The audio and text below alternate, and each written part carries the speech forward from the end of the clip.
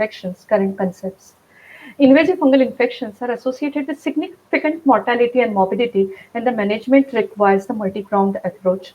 The objective of today's webcast is to discuss on all aspects pertaining to prevention, etiology, diagnosis, and management of these difficult to treat infections. And we are extremely honored to have eminent faculty members for this discussion today with us. We have with us Dr. Ravindra Mehta sir, to our esteemed faculty to moderate this entire session. So he's a senior consultant pulmonology and interventional pulmonology, critical care and sleep medicine at Apollo Specialty Hospital, Bangalore.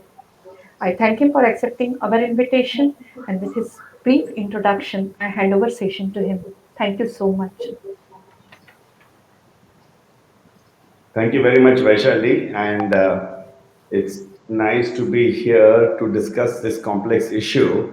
Let me see if my screen sharing is working. Are we good? Can you see my screen? Not yet, sir. Not yet. Okay. 1 second. It should be happening any second.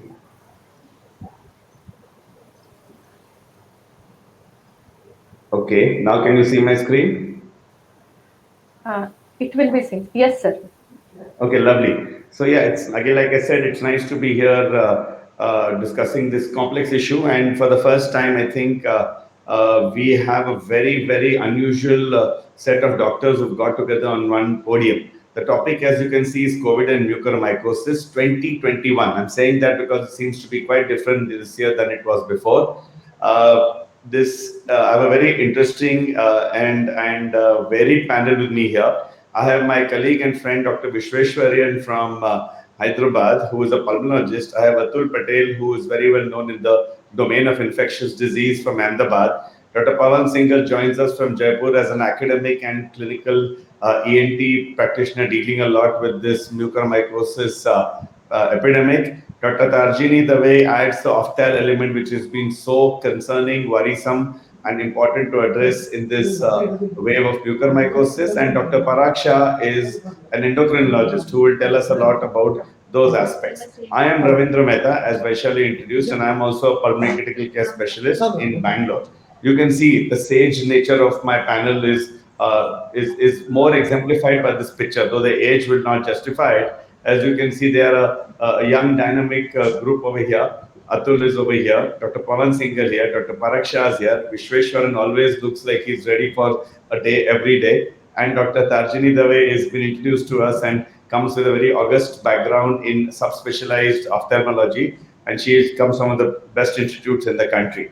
So with this background, we're going to discuss this entity, try and go in the next 50 to 50 minutes or so threadbare and figure out what to do. I know everybody's heard a lot about this. I also know that there have been many webinars happening. There's also been as much of clarity, confusion as clarity going around, because typically in COVID, as we were trying to repurpose stuff, we were also trying to figure out what to do. So the idea in the time I have using the experience, intelligence, and brilliance of my panelists, I'm going to try and figure out how we learn from this maximally.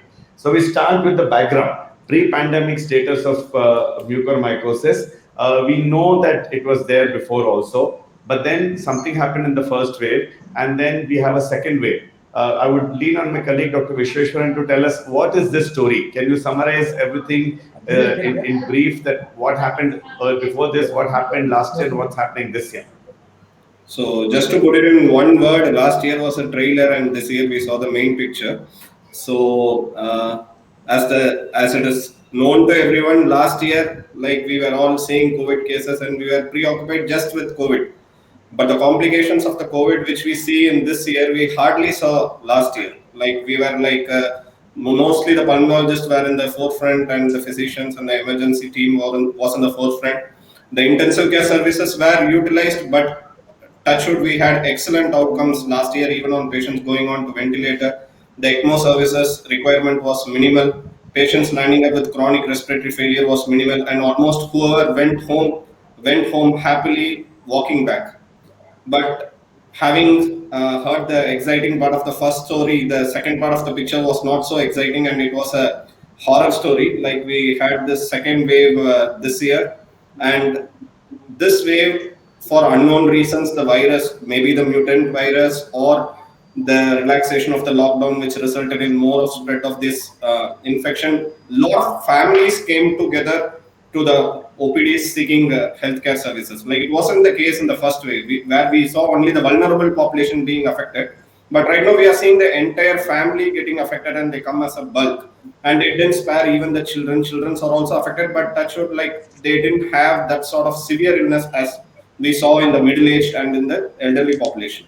And the unique part at this time was even the young patients who had robust immunity in their body, they were also susceptible to the deadly forms of this COVID virus. We have seen patients as young as 25 years landing up in ventilator, and few of them didn't even make it. And though few had a very prolonged course, they required tracheostomy, they were in the ICUs for months together. Few landed up on ECMO services, and few even landed up on ventilators.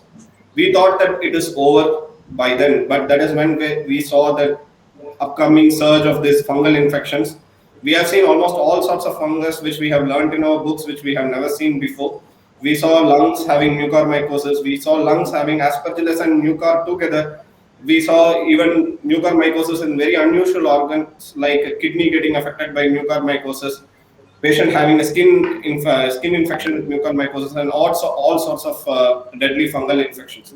So the second wave has been totally different in terms of one, severity of the COVID, in terms of the advanced utilization of healthcare services, and in terms of the complications, which are pretty unique, and it stands as a separate type of COVID infection in contrast to the first wave. So I think I echoed the experience of almost all the people throughout India. Like this is what we are going through right now. So, Vish, you brought about a lot of interesting aspects, but now, of course, the fact is that it's been different in terms of velocity, nature, the environment, many aspects over there. But now we'll take this and shift to the impact on mucormycosis. So herein comes Atul, who both is an infectious disease specialist at the same time is the author of a paper on mucormycosis, the first and probably the only one from India from the last wave, published today as we speak. So as we congratulate you, Atul, we want to lean on your understanding also. Besides what Vish said, if you want to add anything to the differences, at the same time, we want you to dwell on what is asked over here. Let's talk of why. Ultimately, everybody wants to know what is going on. Source, etiology, and a few of these things which I have put besides many others. Please give your perspective on it and tell us what's going on. Yeah, so in last September, like with the first wave, we have started seeing large number of patients coming to our clinic with a mucormycosis. And because of that, like we roll out the multi-center study. And we selected 16 centers because we were in touch with the different clinicians across India. And they were also noticing the same thing. So that's why we came out with this study. And what we found about the COVID-associated mucormycosis, or the CAM, that the most common anatomical site which was involved with the CAM was paranasal sinuses. And the most important and interesting difference from the CAM-associated paranasal sinus mucormycosis and the paranasal sinus mucormycosis, or the popularly we called as ROCM, that we have described just a year before the current COVID-associated mucormycosis outbreak. The important difference that we have noticed that the most of the patient who has a CAM, they have restricted disease or the limited disease limited to the paranasal sinuses. This is number one. There are very few patients where there is a local extension of the sinus disease to the orbit, and very few of them, they have cavernous sinus or the intracranial extension. So this is number one. So like majority of the patient with the CAM, they have limited disease or the restricted disease to the sinuses only. Few, like those who presented very late, or those who has uncontrolled diabetes, or they came with the acidosis. So in our current the study that we published today, we do have large number of patients, or nearly the 15% of the patient who has diabetic ketoacidosis at the time of mucormycosis diagnosis, those who are recovering from COVID. So those patients who has acidosis, they are more likely to have angioinvasions more frequently and the distant metastatic lesions. We do have patient who has the pulmonary mucormycosis with COVID infections, and the other organs involved with the mucormycosis, like the renal mucormycosis, GI mucormycosis, and skin and soft structure mucormycosis. We have also checked for the prevalence of mucormycosis in our COVID infected patients in the last September to December study. And what we found that the prevalence of mucormycosis in hospitalized patients with COVID was 0.27%, right? So it was not that great. So it does not qualify for the prophylaxis therapy to prevent the mucormycosis in the patient who are at a very high risk for COVID-associated mucormycosis.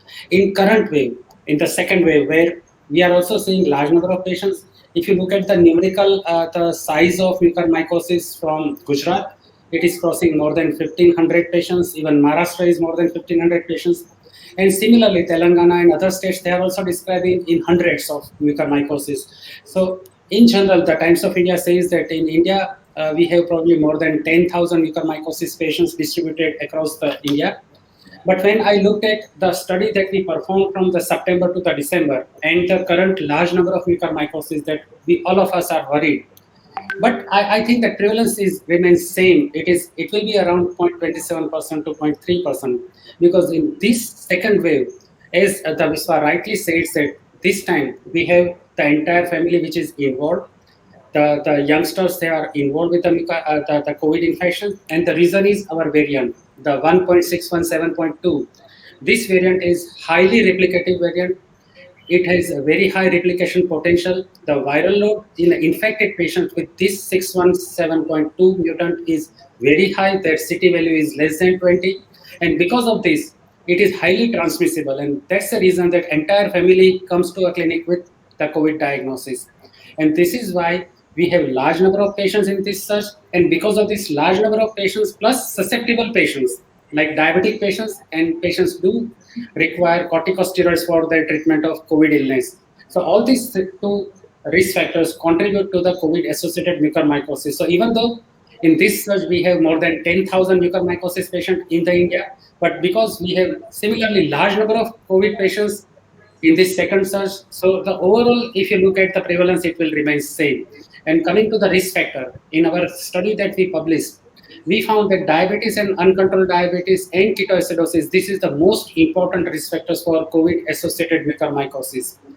The steroid is probably contributing to the COVID-associated mucormycosis because it also leads to the hyperglycemia. It will also leads to very high disturbance in the glucose metabolism, and plus it leads to the qualitative dysfunctions of neutrophils and allows the mucus to produce its invasions.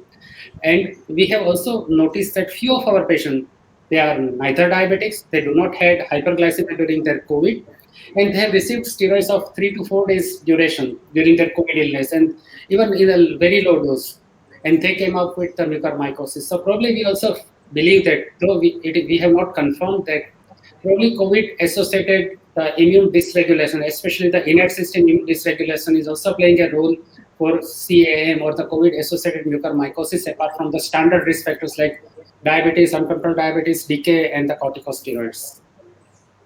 Right. So the I think you summarize everything in quite a succinct fashion. I want to lean on to Dr. Parag Shah and ask him very briefly, Dr. Shah. This diabetes part of it is not very clear to us. Is it transient hyperglycemia, sustained hyperglycemia, prior uncontrolled hyperglycemia? What is the component part of this diabetes hyperglycemia with steroids for in your understanding for this particular outbreak?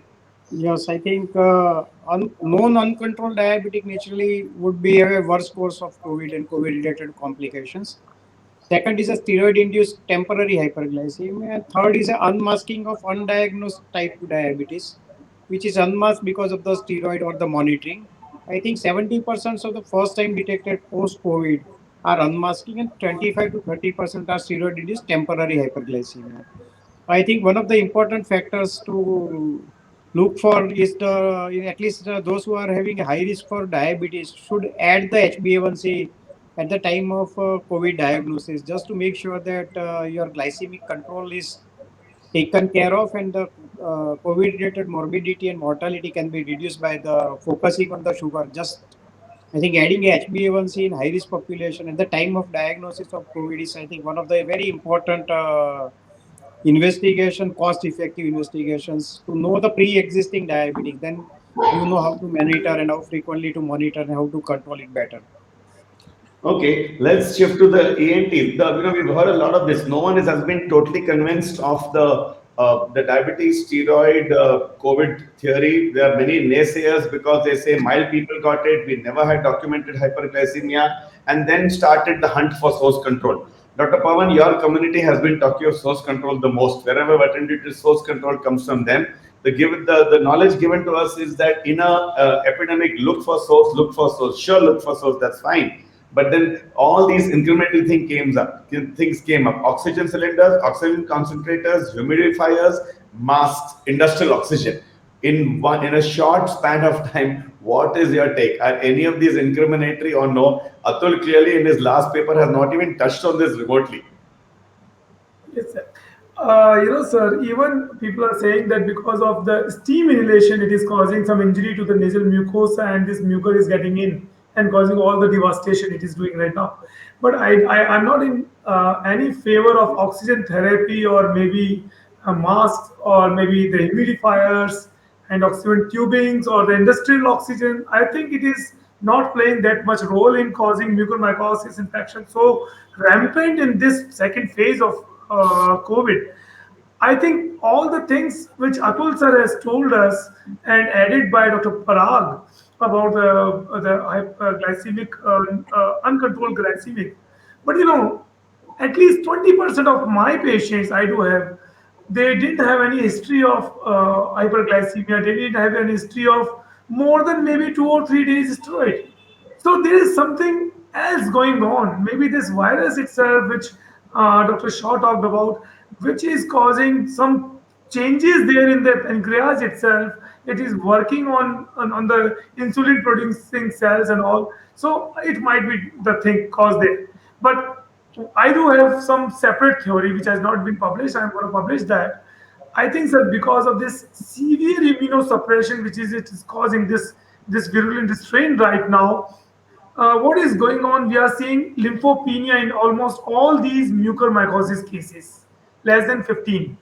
And the neutrophilic action dysfunction is there, causing decreased phagocytic activity, and all these things I think causing a lot of further immunosuppression. And COVID is giving thromboembolic phenomenon throughout the body. So what is going on? There is somehow some terminal vessels are there in the sphenoparatite fossa, in the posterior nasal cavity, which is getting thromboembolic phenomenon, maybe mycotic thrombi, which is causing avascular necrosis and secondary mucous inflammation infection there.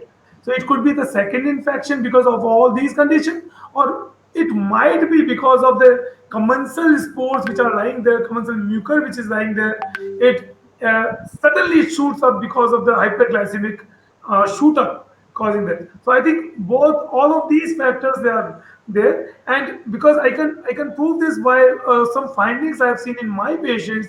I've seen at least 2 patients having internal carotid thrombosis. I've seen 6 patients who has got multiple infarcts there in the brain.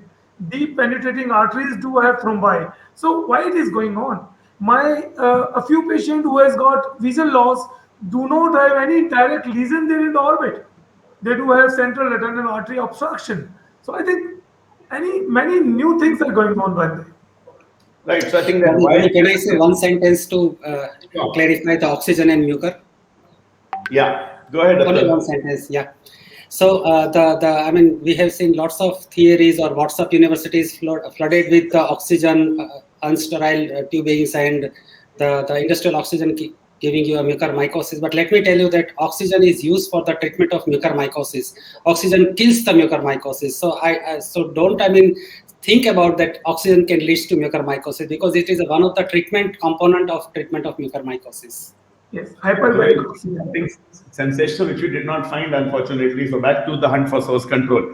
Okay, let's go to the clinical picture. After this interesting discussion on perspective, let's go to the clinical picture.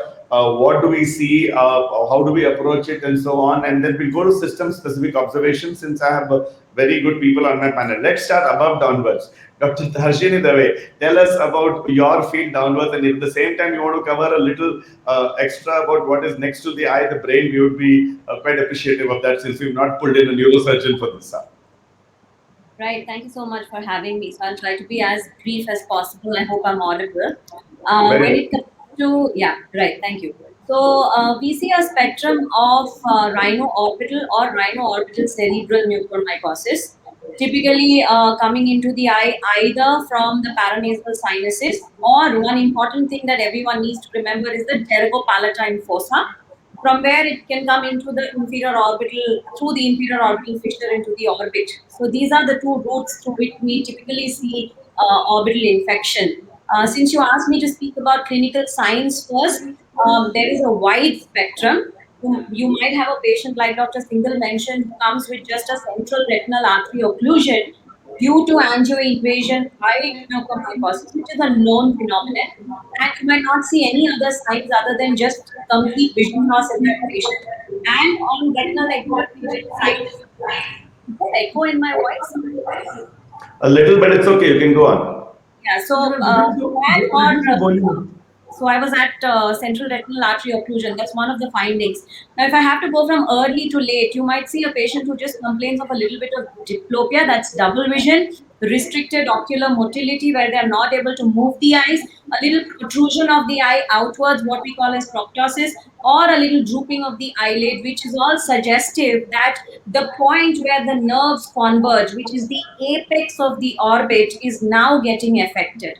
So these are the signs that you typically tend to see. And once it has become cerebral, there might be, it basically from the eye, if it has to become cerebral, it has to go through the apex of the orbit. So your cavernous sinus is sitting in the way. So when your cavernous sinus gets thrombosed and is involved, there is this terrible headache that patients describe of cavernous sinus thrombosis. It's the worst headache that is never relieved with any sort of painkillers. So that would be an early sign. And then moving on to the amount of cerebral involvement, you might see hemiplegia, you might see seizures, you might have a patient present with all sorts of cerebral manifestations. So that, as far as the clinical symptomatology is concerned, just wanted to add in a couple of points to the immunopathogenesis. We spoke about innate immunity, adaptive immunity, a little bit about hyperglycemia. Iron overload is one factor, and the GRP78 receptor upregulation in COVID again aids mucormycosis infection. Just wanted to add those two factors there. Lovely. Yes, I think you put the eye as a deciding gateway between the nose and the brain. I think if it crosses the eye, it's little much, to use a crude but effective word, curtains, so to say. Let's come to the next part. Remove a little down. Dr. Pawan Singhal, ENT, where it all enters, where it starts. So, so the initial symptoms patient comes with is usually swelling on the cheek, maybe sometimes swelling on the nose, nasal bridge, swelling in the eye. It feels like a deep, dull aching pain there due to involvement of the infraorbital nerve there in the cheek. Sometimes numbness down there. Then after that, if it progresses, he might have some discoloration on the cheek or maybe on the palate. Loosening of the tooth might be there. Some nasal discharge, which is serosanguinous, sort of blood-tinged nasal discharge. And later on, it also becomes sometimes muddy, brownish, blackish discharge. And even sometimes he just says that some black crusts are coming out of my nose. I feel difficulty breathing in. I feel that I can't smell properly. Then he then later on he feels excruciating pain there on the cheek or in the eye or maybe the supra orbital regions. So all these symptoms he comes up with. And then the advanced stage, you do have some ulcers or maybe the necrose part there and a scar there on the face or on the palate, or palate has got some ulcerations to start with. Then it has got an scar or maybe the palatal perforation. All these things, they just go in according to the progression of the disease. Right. And then are you guys meaning forming multidisciplinary teams? Is it that everyone is teamed up now between two, three specialties to try and deal with all this on the surgical aspect? Yes, sir. Yes. So we do have a mucor board there. We have constituted a mucor board at SMS Medical College, Jaipur. It involves ENT surgeons, ophthalmologists, neurologists, neurosurgeon, microbiologists, pathologists, even dentists. All those things, and anesthesia always there as a backbone to us. So we do have 25, 30 consultants who are in board. They take care of the things, and then all the departments are plugging in to help these patients. Very nice. Wish, going down, tell us about pulmonary mucormycosis, second wave in particular. First wave you missed, but second wave in particular, what are your observations? Because don't forget that everyone's focusing in this area at this point. Yeah. So whenever you see a patient who went back happily and again comes to you and says that I'm having fever, or he says that I'm having generalized malaise, or loss of appetite, or loss of weight, or uncontrolled coughing, and in few cases we have seen streaky hemopsis in such patients, then we need to have a higher suspicion of mucormycosis with a given clinical background, like the patient having an underlying diabetes mellitus, or a patient who was in ICU for a long period of stay, or patient who has received other anti-IL-6 factors like tocilizumab. So these should be the pointers for you to think that this patient could have an element of mucormycosis. And Pulmonary, second, pardon, sir? pulmonary, particularly pulmonary. Yeah. Have you got a lot of pulmonary mucormycosis in the second wave? Yeah, right now, initial part of the wave we didn't see, sir, but right now we are seeing a lot of cases. Like the classical presentation is a patient comes to you OPD with a CT scan with a right or a left lower lobe cavitary lesion, which has got some part of consolidation around it, and it looks like classical mucormycosis. But one interesting point is when you do bronchoscopy and first BAL, many a times you may not get any diagnosis. But when you subject these patients for a repeat bronchoscopy with a higher suspicion of mucormycosis, along with other testing like a mucor PCR, then we get a lot of positive diagnosis for mucormycosis. So even a single BAL sample which is negative, but you have a very high clinical suspicion of having a mucormycosis, you can go for a repeat bronchoscopy, and if needed to demonstrate a tissue invasion, you also go for other modalities like a cryolung biopsy. So the clinical presentation wise, they present just like any other symptom like a tuberculosis, but hemopsis is seen more in more number of patients who present with this mucormycosis. Dr. Pawan and Dr. Tarjini, just outline a workup also. What tests are you getting to clinch the diagnosis? Atul, you're coming in the end to stitch everything together. So before that, let's get the system specific stuff. What tests are you getting for this? What's the basic workup very briefly? So the diagnostic pathway begins with the history, where I obviously noted down all the points related to COVID and the use of risk stratification, basically to know whether steroids were given, diabetic, so on and so forth in the history. When you move on to the workup, we try to get a deep nasal swab, though its sensitivity and specificity are extremely low. We try to do a endoscopy guided deep nasal swab. That's one. Second most important thing is to get the blood sugars checked. The third is to get an MRI with contrast, and this is the absolute gold standard for us. For us, CT scan doesn't help us in quantifying the amount of orbital involvement, or even compartmentalizing the involvement as extraconal, intraconal, perineural, apical, so on and so forth. So that would be the third thing. And then we depend upon the sinus specimen or the nasal specimen, which is subjected to smears, histopathology, as well as PCR. So that would be the diagnostic workup. We tend to divide mucormycosis into possible, probable, and proven mucormycosis. We say possible mucormycosis when we have a patient who presents with classic clinical signs and symptoms that between Dr. Pawan and me we covered, with the history that they had COVID, they were given steroids, they have deranged blood sugar, that forms possible. Probable when our diagnostic pathway, such as MRI, is telling us that yes, there is this looks like mucormycosis, or a nasal endoscopic evaluation has shown an eschar, or the mouth shows an eschar, and proven when you have either micro or histopath evidence that this is mucormycosis. Right. Now, since anything else from your side, Dr. Pawan? Yeah. So, sir, we do have a stringent diagnostic criteria there. Out of three things, two things should be present there. One is MRI PNS with gadolinium enhancement, as Dr. Tajni has said. The second is agnostic endoscopic findings. So we don't prefer just taking a swab from the nose.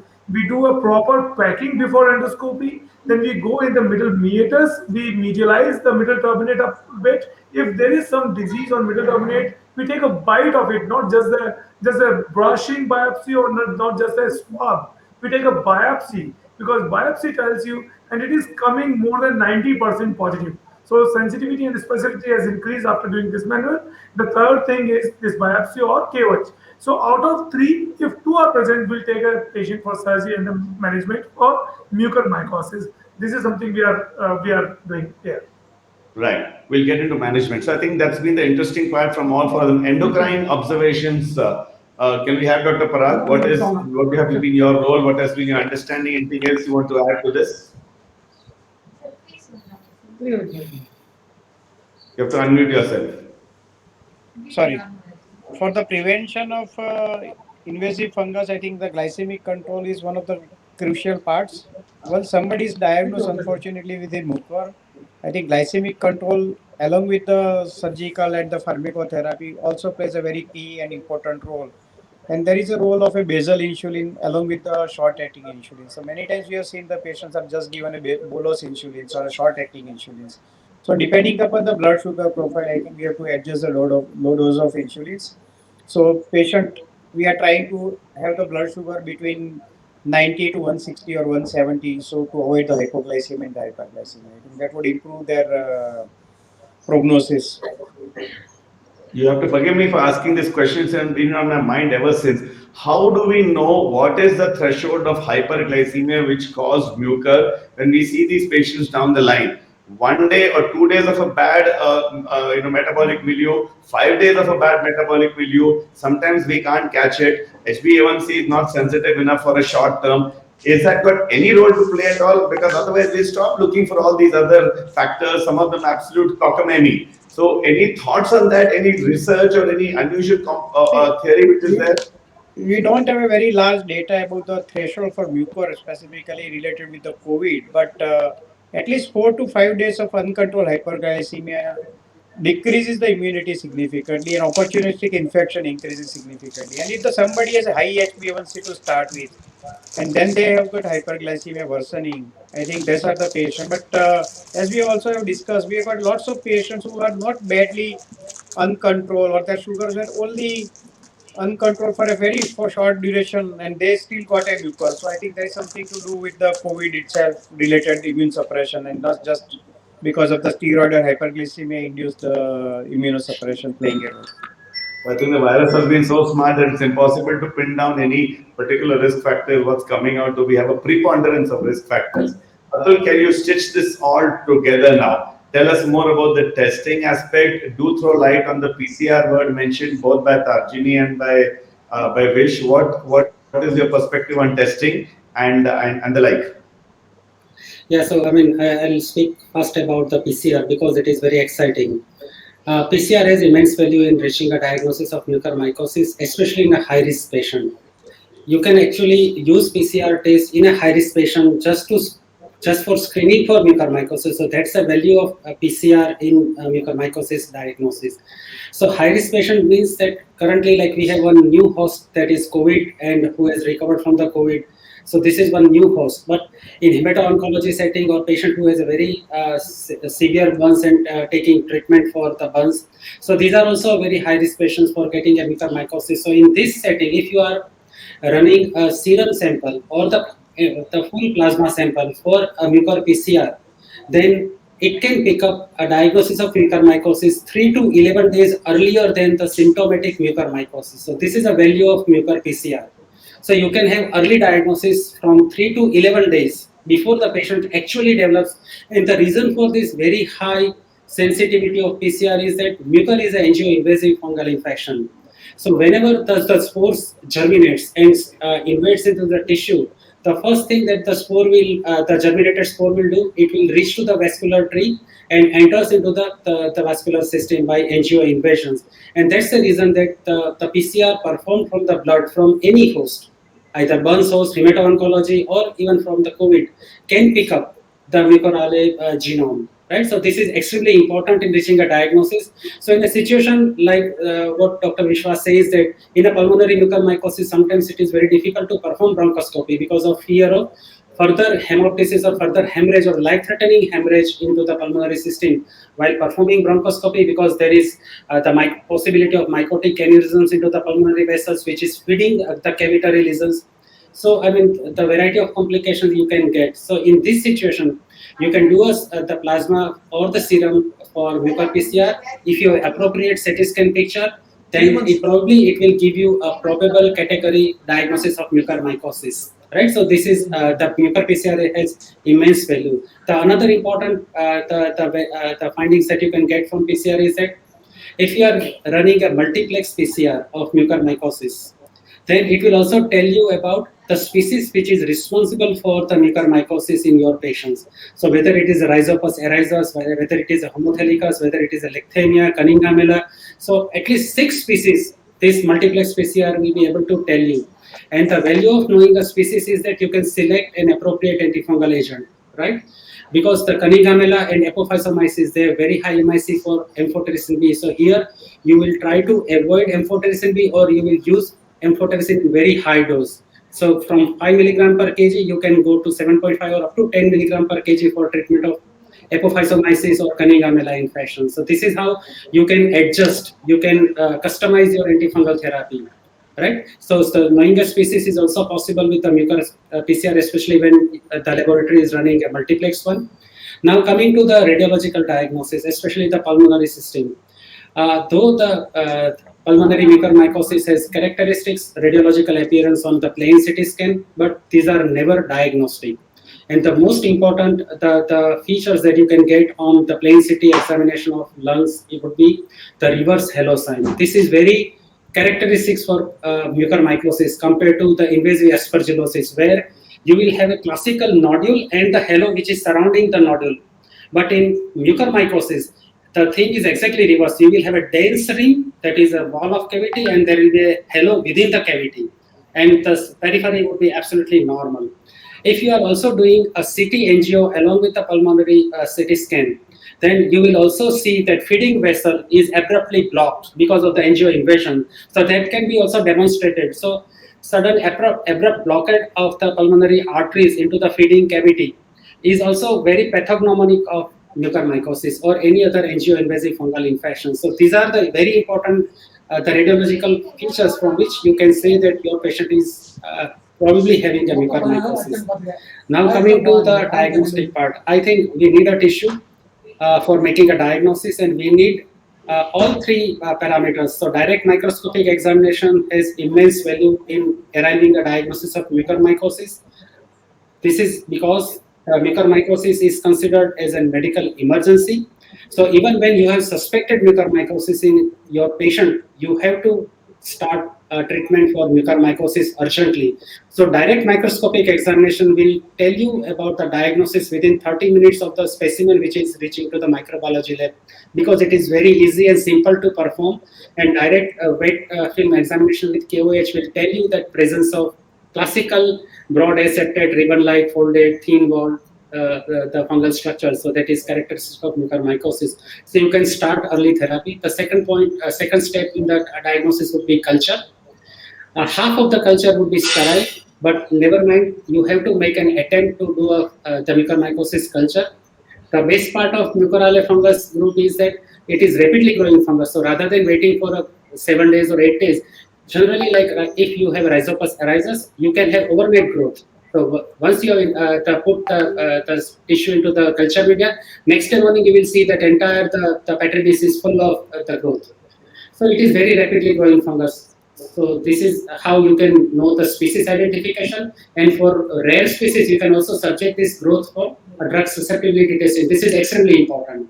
So when you are looking at Microsporus, Homothelicus, Syncyphilestrum, Apophyzomyces, please make sure that you can send this isolate to a reference laboratory like PGI Chandigarh or Delhi, Vallabhbhai Patel Institute, Chase Institute, to get a drug susceptibility testing, just to know what is the MIC for your azos, that is POSA and isavuconazole, as well as for your amphotericin B. And the most important diagnostic part where you can say that this is confirmed or the proven case of mucormycosis is demonstration of the fungal structures into the tissue. So histopathology is extremely important. So all 3, direct microscopy, culture, and the histopathology showing invasions into the tissue and the angio invasions in histopathological examination will give you a proven mucormycosis diagnosis. Right, very exhaustive, Atul. Vish, you're trying to say something? Unmute, please. Vishwa, unmute. Unmute yourself, Vishwa, Vish. you are muted. Can you hear me, sir? Yeah. Very Yes. well. So one thing to Dr. Atul sir, like what we have observed in this current pandemic with respect to the mucor is most of these reverse halo, which we were considering as characteristic before, when we look into the CT scan of the patient with COVID as well with the COVID or the fibrotic changes, many of them gets obscured. We don't find that classical reverse halo which we used to see prior for patients presenting with mucor.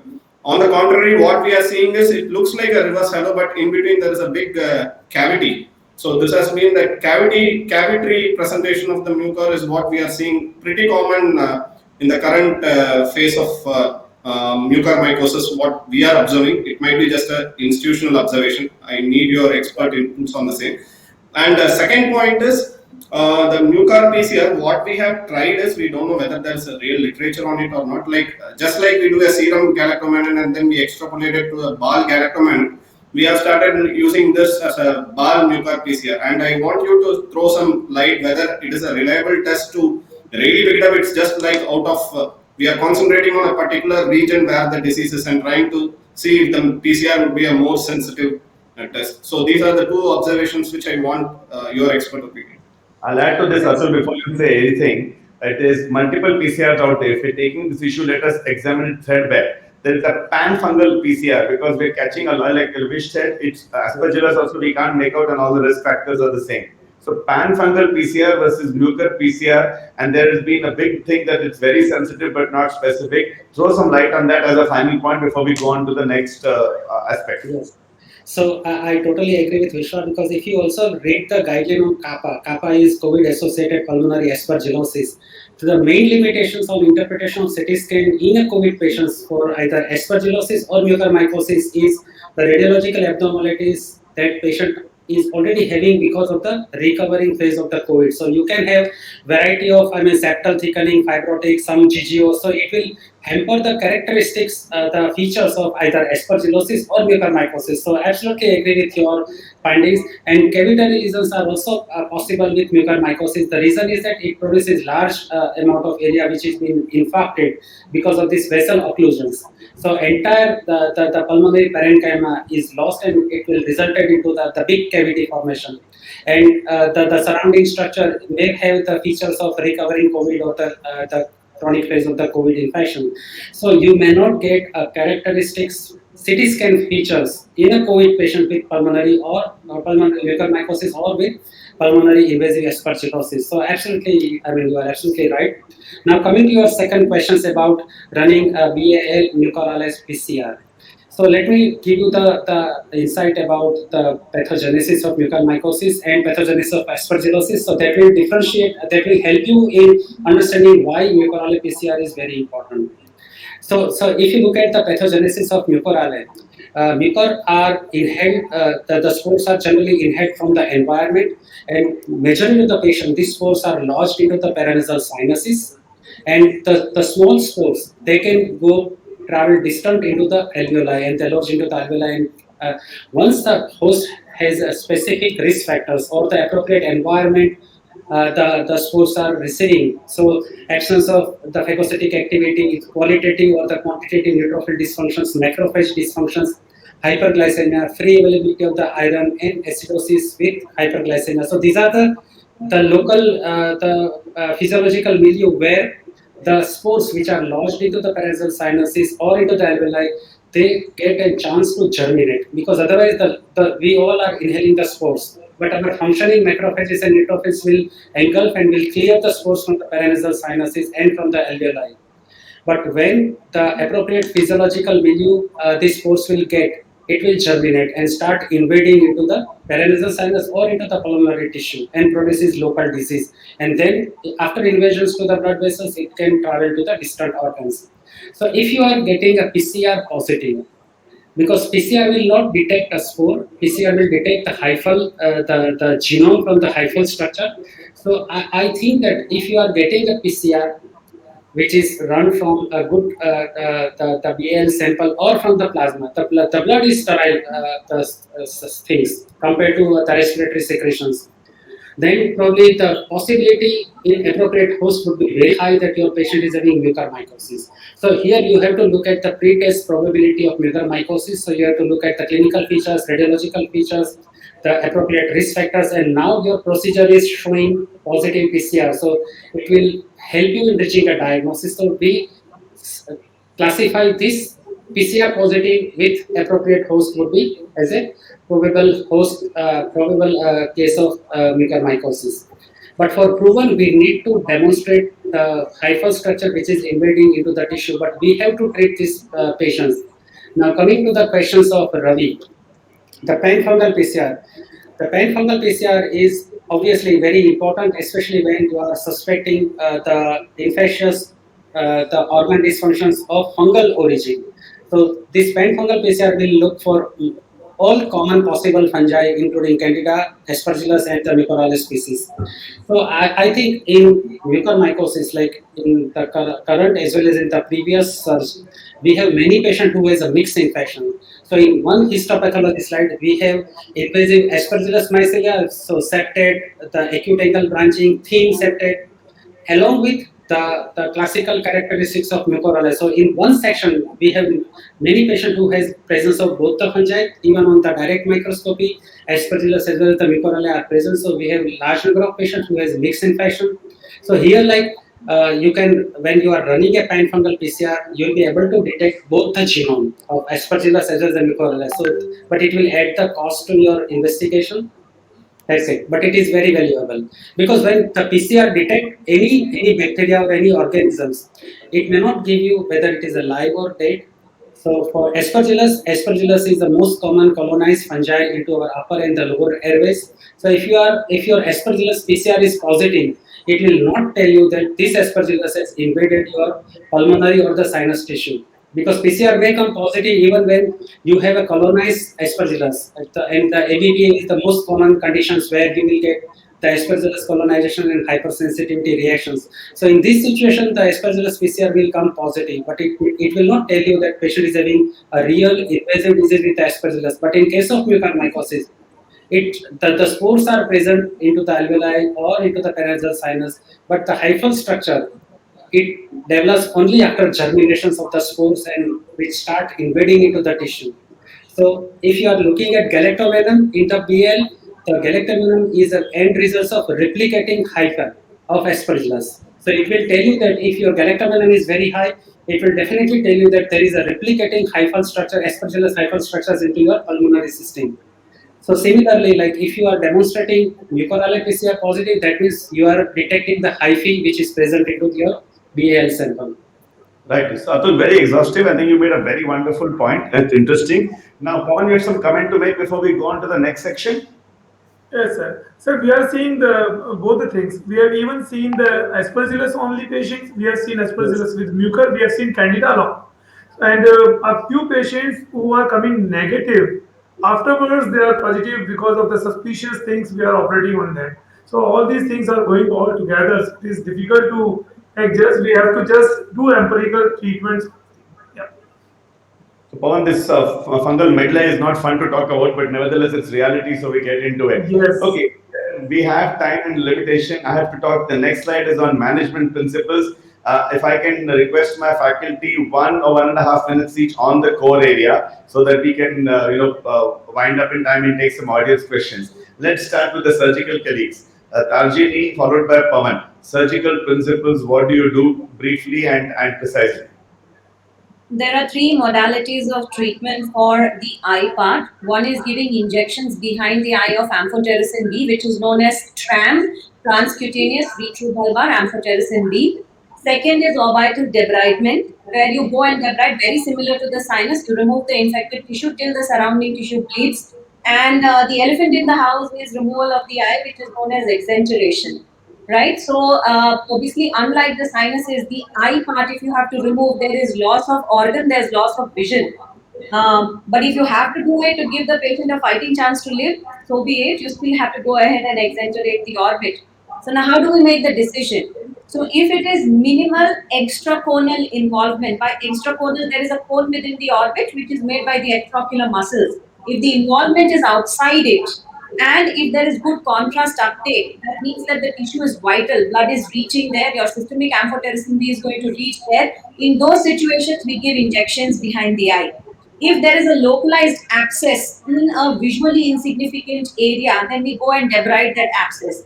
But if the entire orbit is a pocket full of pus and not taking up contrast, then it means that it is dead tissue. And before the disease reaches the cavernous sinus, if it is a young patient, there is no cerebral involvement, he has a fighting chance to live, you remove the entire eye, which is known as exenteration. Both interesting and end part is gory also, but I think this pandemic has taught us a lot. Pawan, your aspects? Sir. So we are saying the same thing as Ginny has said.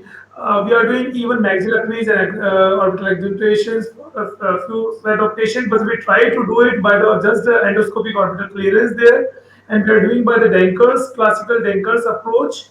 But we try to operate first on younger ones and limited disease patients because the chances of survival are more there. And if the disease is grossly intracranial involvement of cavernous sinus is there, we try to avoid such surgeries. We try to explain the things and all. So in between the patients who have got disease reaching up to the orbital apex and who has got disease there in the sphenopalatine fossa and all, we operate them. We open the sphenopalatine fossa, but the important rules, there are two rules. Don't touch the normal tissue, please. This is what I would like to convey. Just the debridement of the diseased tissue and the scar. Don't touch the normal tissue. As far as you go to the freshly bleeding tissue, stop yourself there. The second thing, try to read the MR properly because a lot of MR you would see some disease there in infratemporal fossa, in sphenopalatine fossa, in cavernous sinus, orbital apex, orbit. That is enhancement only due to gadolinium. That is not frank fungal disease. So you have to make it sure what you are going to knock off from there because you are dealing with a sinister disease. And if you are opening any normal anatomy down there, you are leading more and more chances for fungus to grow. So this is something I want to do. Excellent. Arjun made some very, very crisp points, and Pawan, you rounded them off. Dr. Parag, anything from your side very briefly? Management perspective? I think try to have the euglycemia, I think, is the key. I think rest of the things, I think all the surgical and infectious disease specialists will take care. Lovely. Vishweshwaran, very briefly, pulmonary, again, like she said, the elephant in the room, lung and mucormycosis. So here also the basic is inciting cause has to be dealt with. If you are giving steroids, try to cut down on immunosuppression. If your sugars are not under control, control your sugars. And the second important thing is the medical management takes precedence over the surgical management in most of the pulmonary, initial part management of pulmonary cases. So the drug of choice, as we all know, is liposoluble amphotericin B, but unfortunately we are having shortage of that right now. So we are moving to usage of posaconazole and other drugs.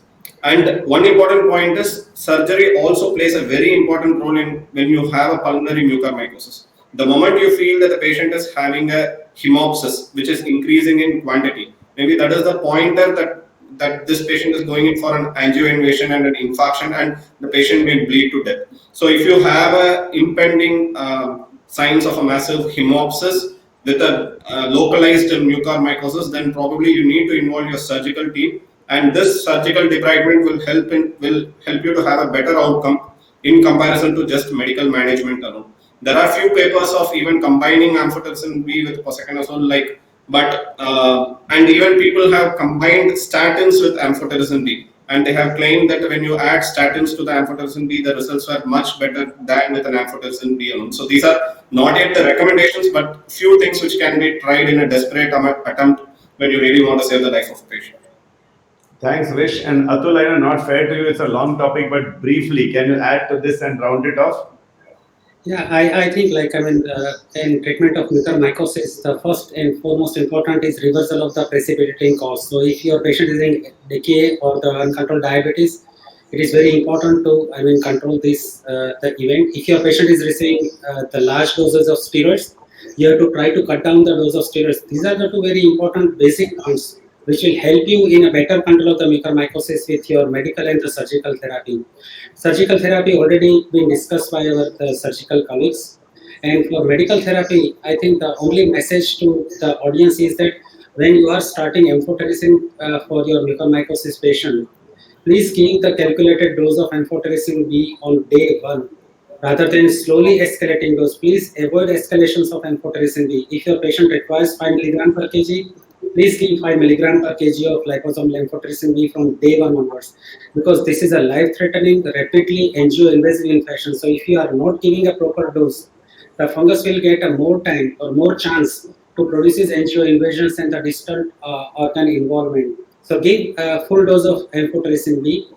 We don't have evidence that combination therapy works well. So please avoid combination therapy because it is indifferent. So it's not going to add anything to the treatment outcome of mucormycosis.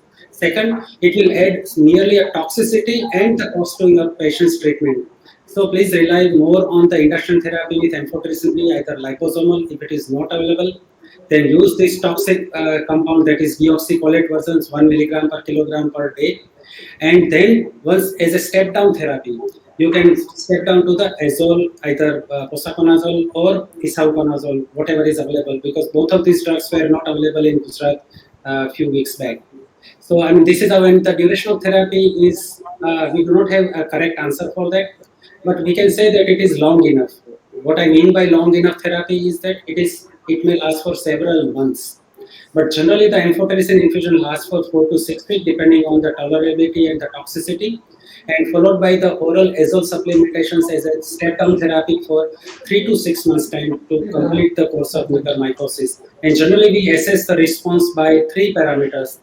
One is clinical parameter, whether patient is improving, patient is clinically stable, or patient is deteriorating. So we are using these 3 parameters as a part of clinical assessment: improvement, stable, or deterioration. The second parameter that we use is radiological parameters. So in a patient who received surgical therapy, either maxillectomy or repeated face surgery or the orbital surgery, eventuation, the removal of the eye, here the interpretation of the follow-up radiology would be very difficult because of this previous surgical therapy. But the radiological response, especially when we look at radiological assessment, we also look for the disease progressions from the primary side. So if somebody is having a restricted disease of the nasal sinuses, now it has reached to the orbital apex, or which has reached to the apex or the base of the frontal or the temporal lobe, that means it is extension. So radiological response is the second response, and third is mycological response. So whenever patient is going for a repeated sinoscopic examination, so we always ask our ENT colleague to take a bit of tissue from a suspected area, not from the healthy side. So if he found that there is still the evidence of disease, still there is an area of necrosis or some blackening, then he should take up a biopsy from that particular area just to see that whether the fungus is alive or not. So we take a mycological response. So we combine all these 3 response: clinical, mycological, and radiological response to decide the treatment endpoint. Right. So I think that's again very exhaustively rounded off. So I think in the interest of time, we've gone through a lot. We may take a couple of audience questions quickly. I think if you guys can see in the chat box, one question is for Vish. The people asking whether we can do radial guided biopsy of the lesion instead of lavage. You mentioned cryo. Quickly in 2 lines. Yes, no, and what is your thoughts? Yeah, you can use a biopsy if you really want to prove it as a case of mucormycosis. But given the scenario where you have so much of burden of cases and limited access to even facilities, I think if you have a clear-cut radiological picture with a proper clinical background, then just your BAL should be sufficient if you can demonstrate a mucor. But definitely, if you want to take a biopsy, the preferred one would be a cryo. But the problem is you might have to anticipate a very severe bleed, and you need to have everything in your backup because you are going to be extremely vascular. So you need to be prepared for it. And in other case where you don't have an access to, you can go for a wedge resection of that particular part that will become a more curative as well as a diagnostic thing. So yes, you can do it if you have a facility and a backup. Right. So bronchoscopic 2 CT guided biopsy may be added. The second question is for Tarjini. Can you take this one? Whether to treat patients on the lines of mucor if culture and HP is not suggestive, but MRI shows involvement of the cavernous sinuses? So there are 2 factors here. One, we said that COVID itself can have thrombotic events. You need to differentiate that.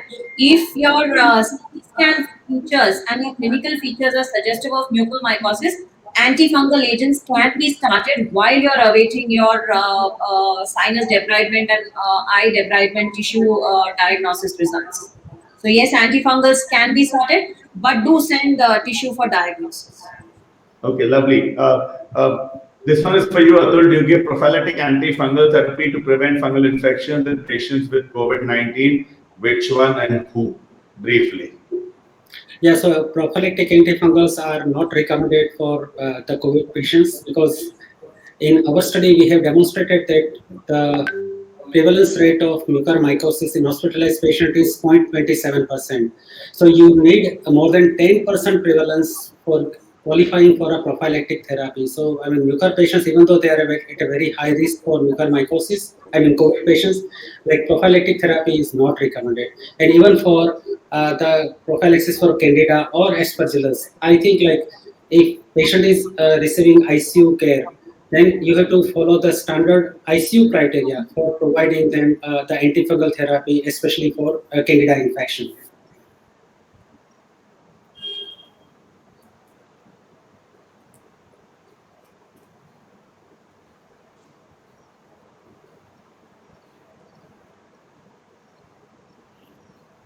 I think we lost Dr. Ravindra Mohan briefly there. So in the meantime, I'll take advantage of this and I'd like to ask everybody here, when we say uncontrolled diabetes, what is the cutoff level of HbA1c? Dr. Parag Shah, maybe you can answer this. See, A1C would reflect last 2.5 to 3 months of control. So I think it's not a very sensitive way to judge the glycemic control. I think best is to do the self-monitoring of the blood sugar with a glucometer. And we will like to keep the blood sugar below 160 or 170. Between 100 to 160 would be a safe range to keep the hypoglycemia away and to keep the immunity also. Right. So I think we're running out of time. Any final closure comments from anybody? I have 1 minute for this. Any closure comments? And I'll summarize the whole discussion. Okay, fine. So just to summarize this, first of all, it's been very, very interesting to summarize it for people who may have joined late and to clear our own minds. We've discussed extensively on why and how, what happened, first wave, second wave, why this has come. We contemplated and went over disease-specific factors, comorbidity issues, medication-related issues, environmental issues, and of course, unproven hypothesis. All of them are the categories through which people have tried to postulate the epidemic following the pandemic of mucormycosis. And Atul is trying to tell us that maybe in view of the big picture, the numbers may not be so horrendous. It's just it's come too fast, too quick, and too rapidly, and that's why we're thinking that way. Plus medication shortages. We also went through extensive aspects of the clinical picture, covering everything very beautifully by our ophthalmologist, and succinctly explained by ENT, pulmonary aspects well tabulated by Vishweshwaran, the rounding off, the metabolic factors by Dr. Shah, and Atul rounding off very extensively on what is the whole testing, especially enlightening us on the reason why PCR is maybe a very important test to look at, especially when early diagnosis matters a lot. The management principles were covered extensively by specific areas, by Tarjini, ENT, by Pawan, Vishwesh adding the pulmonary aspects and the importance of glycemic control, with Atul rounding off, mentioning both the medication, the fact that amphotericin should be given the right way, the indices for following up, and ultimately the fact that this is a difficult disease to cure. So I think this is what we have totally in terms of mucormycosis. Certainly, it's been a huge challenge, and I think we basically finished one pandemic of COVID, and we have to deal with this, which is still going on. However, these sort of meetings with these sort of inputs and this expert panel who have contemplated very, very precisely and crisply and efficiently to this cause is much appreciated. From my side, I thank all of you for both being active, giving very, very scientific and precise information, and enlightening us on many of these factors. Sipla, thank you so much for arranging this. And with this word of thanks, I hand over back to Vaishali. Thanks, Vaishali. Thank you so much, sir. I thank Dr. Ravindra Mehta, sir, for moderating the session so well and driving such interesting and wonderful discussion on mucormycosis post-COVID and touching upon all aspects, all clinical aspects and other aspects also like etiology, risk factors, prevention, diagnosis and management. And thank you so much, sir, for this wonderful session and the wonderful moderation. And I thank all the esteemed panel members, Dr. Atul Patel sir, Dr. Parag Shah sir, Dr. Pavan Singhal sir, Dr. Bal Subramanian sir, and Dr. Tarjani Dave madam for sharing their expert views, for sharing their clinical experiences and giving great insights on all aspects, including ENT, ophthalmic, pulmonary, endocrine, and other aspects also, and ID perspective of diagnosis and management of this disease. Thank you so much. I am sure our audience has really benefited from this discussion.